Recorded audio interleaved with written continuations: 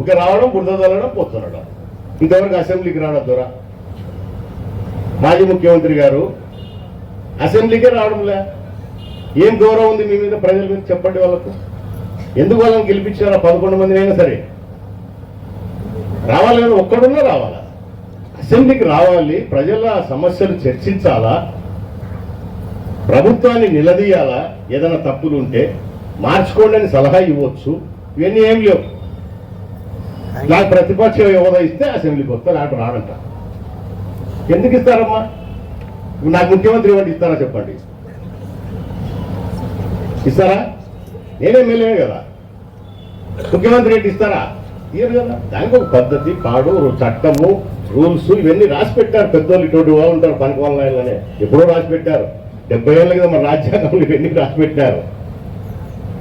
So అర్థం లేని మాటలు, అర్థం లేని అహంభావాలు, అర్థం లేని కోరికలు, ఇది తప్ప ప్రజల సంక్షేమం ఏంటి, వాళ్ళు ఏంటి, నాకు అవకాశం ఇచ్చినప్పుడు నేనేం చేసిన అనేది ఏమీ లేదు.